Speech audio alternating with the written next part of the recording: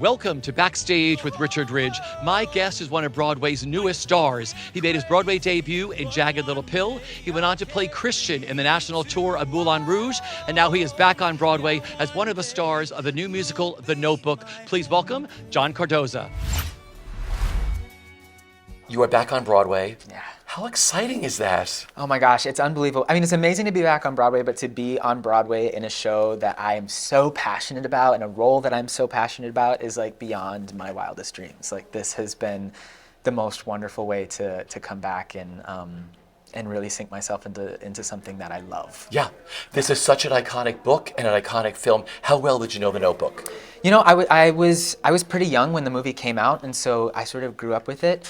I hadn't read the novel until recently. But the movie was something that I didn't understand really when I first saw it because I was so young. And as I watched it again, you know, a few years later, and then a few years later, each time you sort of understand it on a deeper level because you're watching a life play out in front of you, and so you understand it differently as you live your own life. And so I think that's a trademark of like really amazing art, is art that sort of like grows with you. And then when I was cast in the show, I tried to distance myself from the film because of the performances, and but I did read the novel twice through, and I was just, you know, I understand why it's such a hit.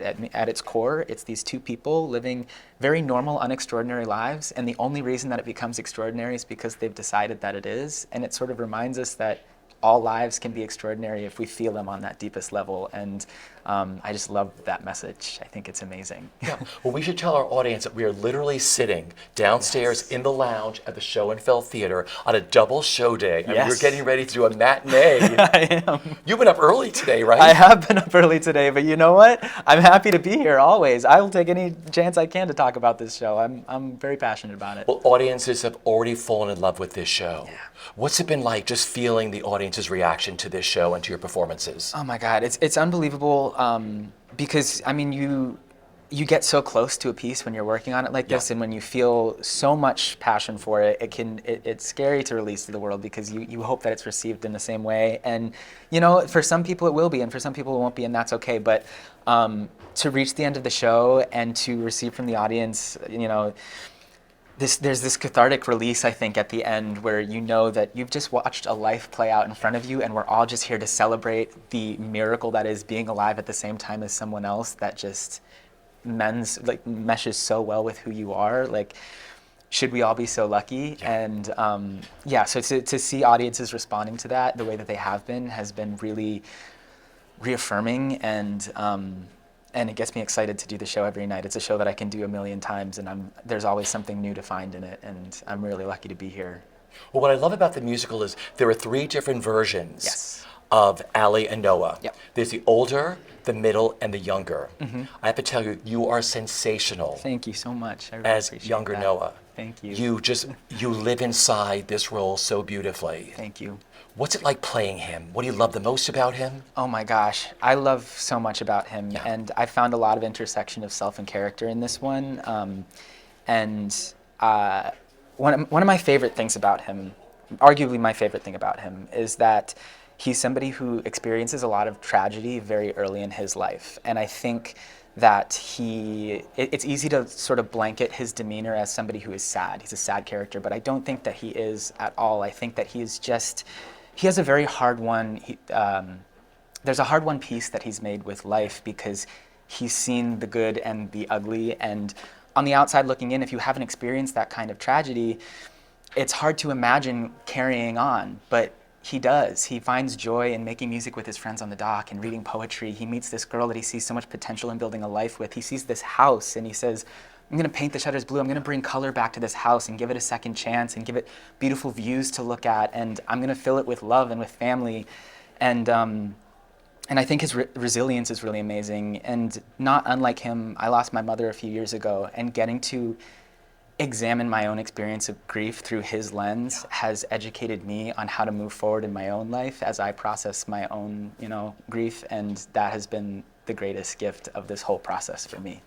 Isn't that great that art does that? Yeah. And being creative, that you can work through something personal, but also put it into your craft. Absolutely. And I get to carry her on stage with me every night, and that is like remarkable to me. Well, like I said, you were sensational to watch in this show and the journey you take. Thank you so much. So when you were in rehearsal, did you all watch each other? Like, I'm the younger version, you're the middle version. He became a little bit of you, and then, you know, Dorian became a little bit of both of you. I mean, a little bit. It's, you spend so much time together that it's just kind of is something that happens naturally. And we sort of started the process by discovering like a bit of like a similar language of movement, so that they're like certain gestures that we can return to, that you'll find the through line. But in the same way that I'm not the same person I was 10 years ago, Noah's not going to be the same person that he was 10 years ago. So the differences that occur from our own each individual lived experiences kind of make sense and carry the character to the end of his life. And so it just kind of works.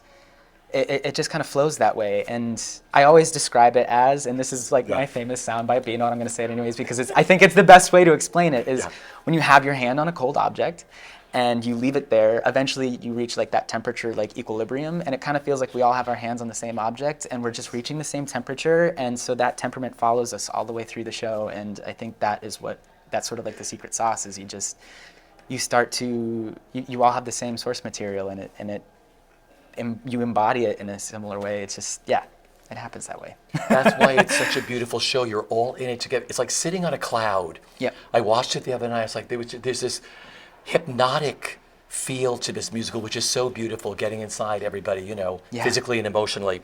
Let's talk about your beautiful composer, wrote the music and lyrics, Ingrid Michaelson. Yes. Did you know her stuff before? Of course. I grew up listening to her music, and I mean, it was really everywhere. Her music really hit its stride when I was a kid, so you'd be hard pressed to find a song of hers that I don't recognize. But what I think is amazing about this show is that it's a really impressive expansion of her sound. She has a really unique choice of words. So when you listen to the music, you know that it's coming from the same heart, the same artist. But she has really expanded her range. It's very sweeping and theatrical, which I think is something that's new for her. And I think people are going to be really blown away with what she's written.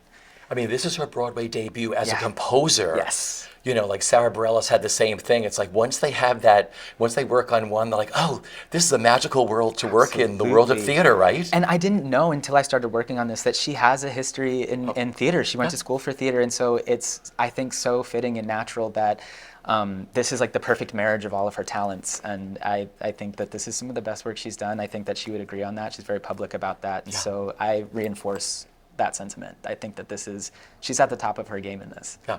You have two of the greatest directors. You have two working on this musical, which I think is perfect. You have Michael Greif and you have Shelley Williams. Mm-hmm. What makes them such wonderful and in-demand directors, and what was the whole experience like working with them? Yeah, and you know, we were just talking about this a little bit before we hopped on camera.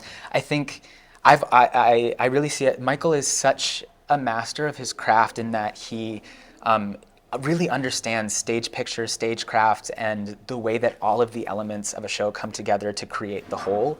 And so he's such a technician, and he leads with his head. And I think that Shelley, having such a rich history as an actress, she's able to communicate so well with actors, and she really leads with her heart. You can tell that she's a mother when she talks to you. She's very gentle and cognizant of the demands of, you know, teching a show, putting on its feet, previews, and so the two of them just kind of complete each other as directors, and so it's been really wonderful to see how well they complement each other, and I think the product is a testament to that partnership. And working with this company, what it's meant to you? Oh my gosh, I mean, getting to work with people like Marianne Plunkett and Dorian Harewood, who are setting the most incredible example for us. I mean, there's something to be learned every night from their performances.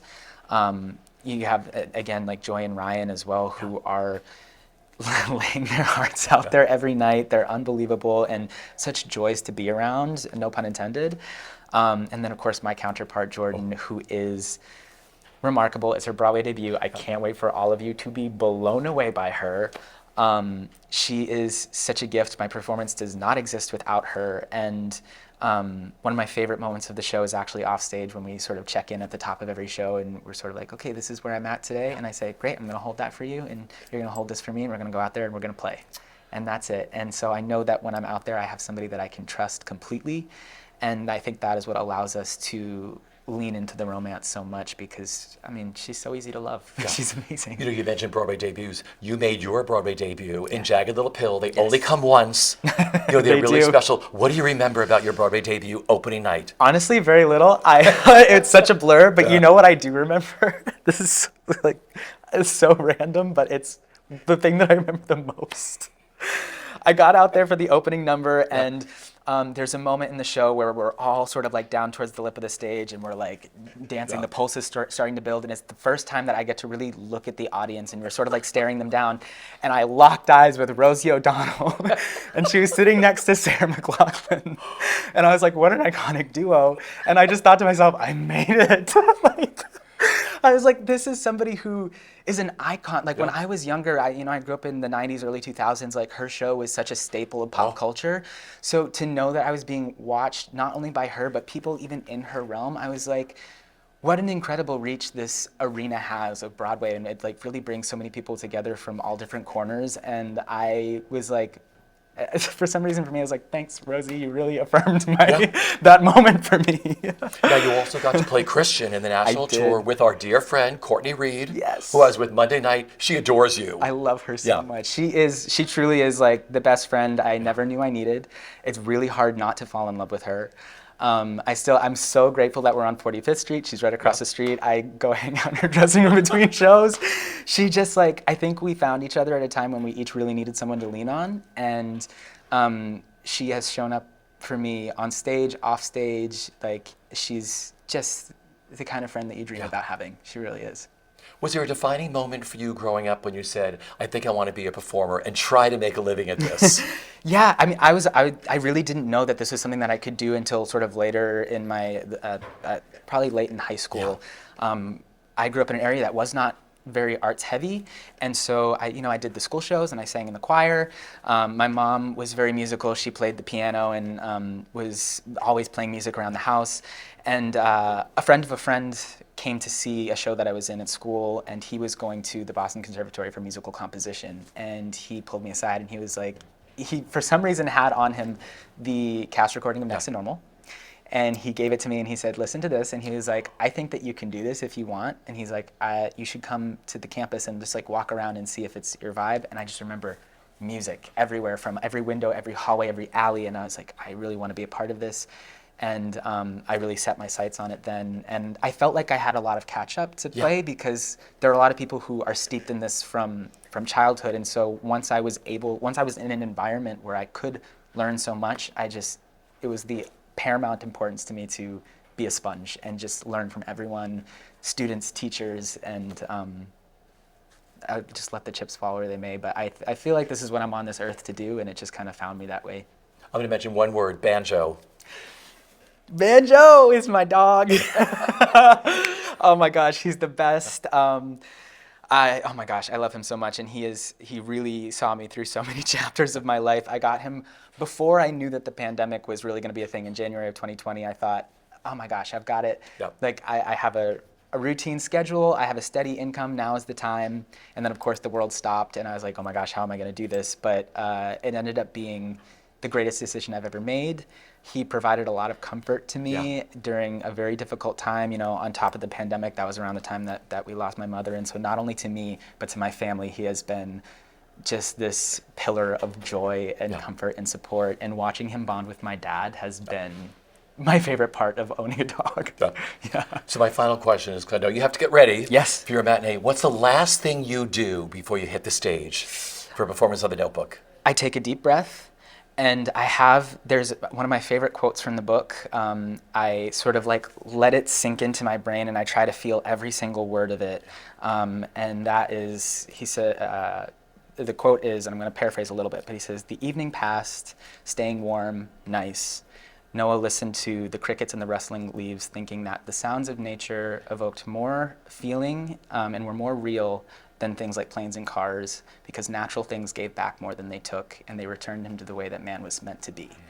And that to me is sort of like, that is the lifeblood of who Noah is. And Nevin, our sound designer, did this wonderful thing of including all these nature sounds on stage, and anytime that I feel overwhelmed or lost in the story, I just clue into those sounds and it brings me right back to stillness. And so I'm really grateful for that. Well, like I said, you are a joy to watch on stage. I wish you could step out of yourself and watch you what so you much. give an audience and everything else. Thank you. You were That means a sensational. lot. Thank you for doing this Appreciate it. today. Thank you for on the having Double me. Show Day. Yes, of course, anytime. Always happy to see you. Always a pleasure, John. Thank you so much.